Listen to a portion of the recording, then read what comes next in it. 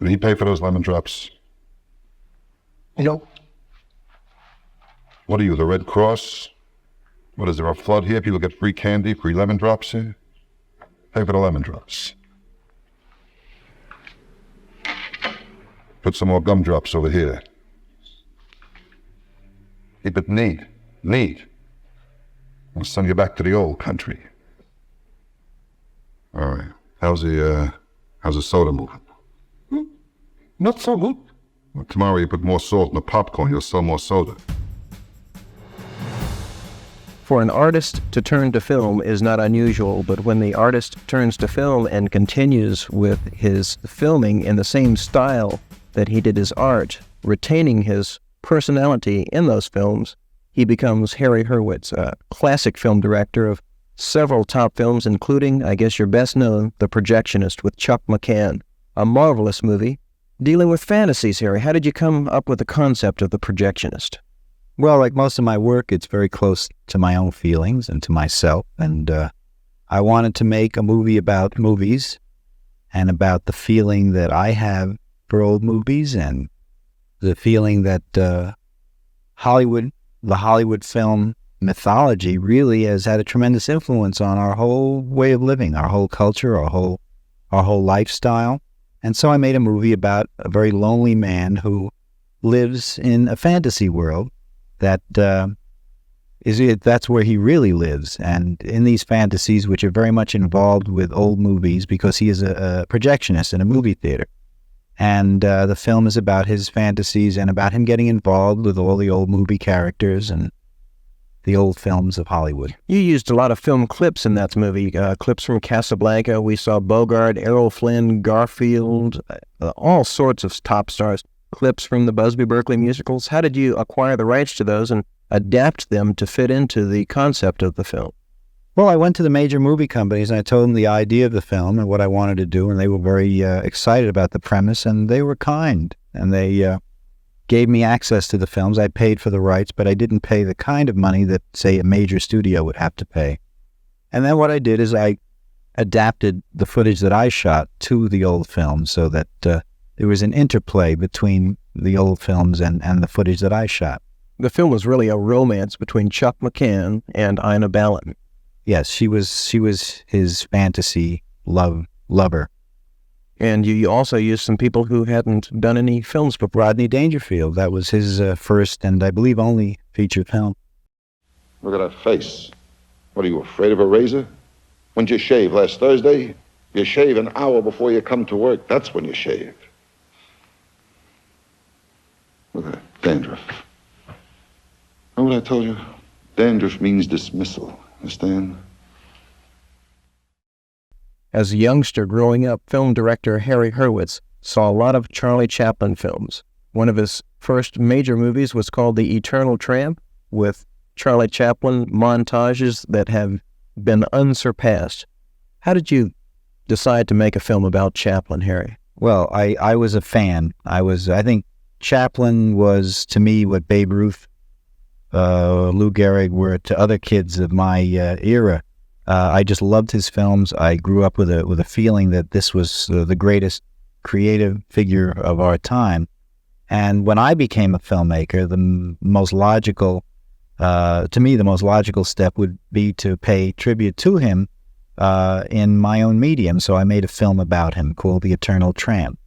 And Gloria Swanson narrated the film, and she was an old friend of his, and I felt I wanted to make a film about everything I felt and knew about Chaplin. And this was done many years. This was done about 10, 11 years ago. And it's a film that I wanted to get something out of me into.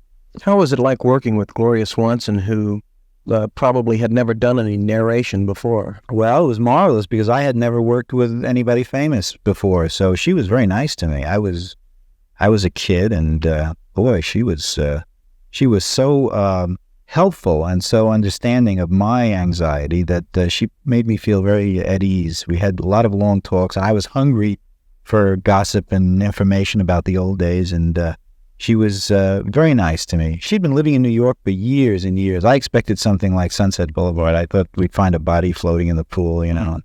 That she has a very lovely apartment with a lot of old photographs and memorabilia.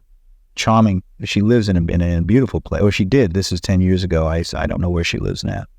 Charming, gracious lady, and a star. You understand when you meet someone like that what a star is.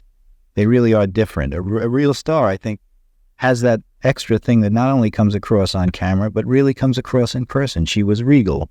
The personal magnetism of Gloria Swanson aided Harry's movie, The Eternal Tramp. The Projectionist got rave reviews from film critic Judith Crist, and Harry Hurwitz was on his way. He next worked on a film called Richard that was a satire on Richard Nixon that was a musical comedy. A musical comedy, yeah. Was this before Watergate? Yeah. Yeah, it was before the second election. And we wanted to make not so much a spoof of Nixon, but a spoof of the whole American political scene. It was a kind of gentle satire. In fact, it was funny because people that hated Nixon thought that we weren't strong enough. And of course, devotees of Nixon were very upset that we poked fun at him. What we're really doing is poking fun of the American dream myth and we did it again. Again, I drew reference to old Hollywood. We did the film as a series of old movie. It would be as though Warner Brothers in 1945 were making the life of Richard Nixon, how the great man, Louis Pasteur, Emile Zola, that kind of stuff, with all the movie cliches. You know, it opens, he's growing up in a log cabin. What sort of casting did you have? Oh, we had a good cast. Mickey Rooney played his guardian angel that came down from heaven to give him advice on how to be a winner. And John Carradine played the plastic surgeon who gives him, as a young man, he's told to get a new face for a new image. And John Carradine, who's totally wacky, gives him his face, the one we know. Who played Nixon?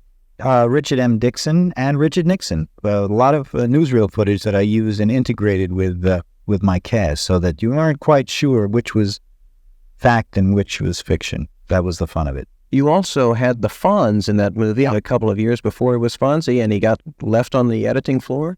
Well, yeah, and I noticed in most of the biographies, I think they list his first films as The Lord of Flatbush, but a year before, he did A Day in Richard, which I did as a favor for a mutual friend who said, this kid's just out of college, needs the credit, could use a day's work. And I said, sure. And this nice young man came over. He really seemed nice. And I said, look, I don't have any parts because there just weren't any. I said, but there is a scene on the bench of a football game where Richard is sitting with three of his friends, and why don't you just take the day's work, use it as a credit, and whatever good it can do you, you're welcome to it. So you heard it first on Stardom. The Fonz made his film debut in Harry Hurwitz's Richard.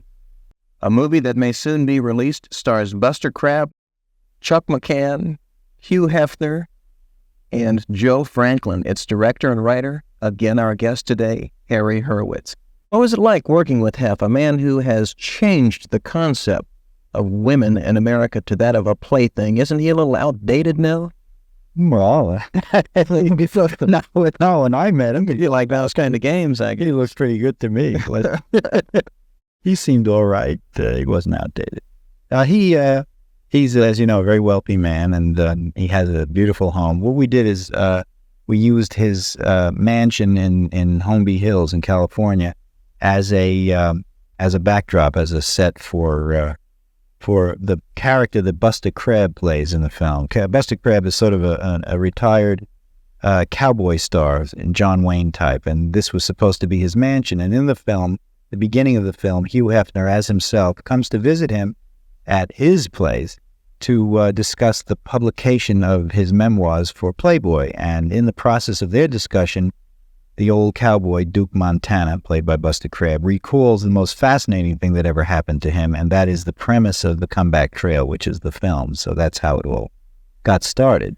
Well, the part of the book that I'm anxious to get to didn't have to do with the golden age. This happened about 5 years ago. I'd taken a sabbatical, so to speak, from the picture business that gone on east, and I ran into these two fantastic, crazy guys. They were producers of low-budget films. Their names were E. Eddie Eastman and Enrico Kodak, and they had produced 16 or 17 of these unsold TV pilots. The first one was called the Enrico and Eddie Variety Hour. It's a lovely place. I understand it was the only time he ever let anybody shoot there using it as a set. It's the only film that he was, up to that time, that he ever appeared in.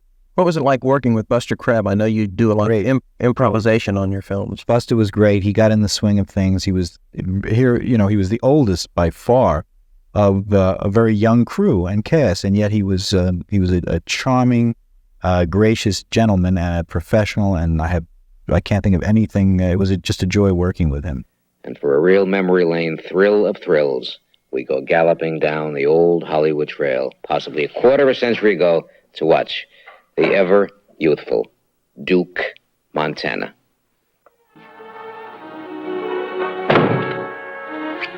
What's the idea? Don't you realize when Blair finds out your life won't be worth a nickel? What are you going to do? See that Blair doesn't get back here? After all, you are my sister. You like to work with Chuck McCann also. Yep. He does a lot of creating, ad-libbing on the set, too. Well, there's no script when I work. Everybody improvises according to, there's a script, there's a treatment, there's an outline, a very tightly structured form, but dialogue is created as we work by the actors, who either draw personal references or just create new material. And to start things off tonight, let me bring out someone who needs no introduction to show-going people at all, no. But most important, he's a warm and wonderful human being, my fabulous friend and partner, the wonderful Enrico Kodak and Dinky. Oh, my, I wonder why.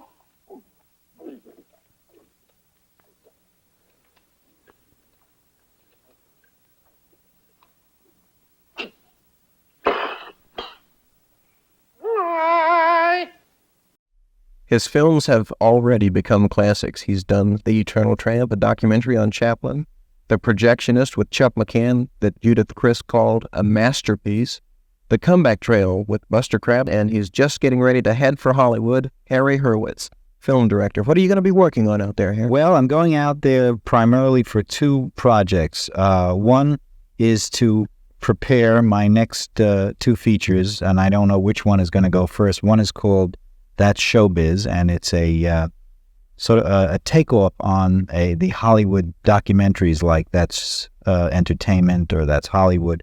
Only That Showbiz is about a fictitious movie company, Adequate Pictures, the worst studio in Hollywood.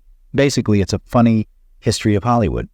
And the other film is called The Chameleon, which is a mystery about, again, taking place in Hollywood, about an old murder that gets solved by a film buff who, through his knowledge of old movies, actually puts together the solution to the crime.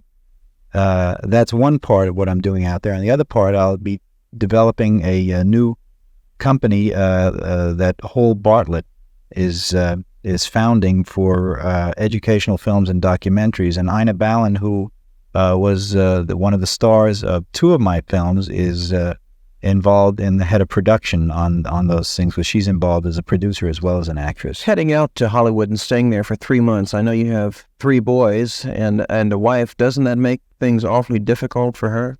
Well, what it's going to do is hopefully it's going to get us out there. And so I'm really sort of like the old immigrants. I'm going to the new country and try to establish a home there, and then I'll send for them.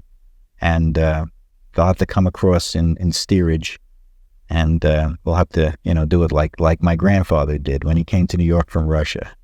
Do you do a lot of work at home? Yeah. Writing? Oh, yeah. Writing and editing. And in fact, most of my films I've done at home in my living room. How does she like that with all the films strewn all over the living room? It gets into the toast sometimes.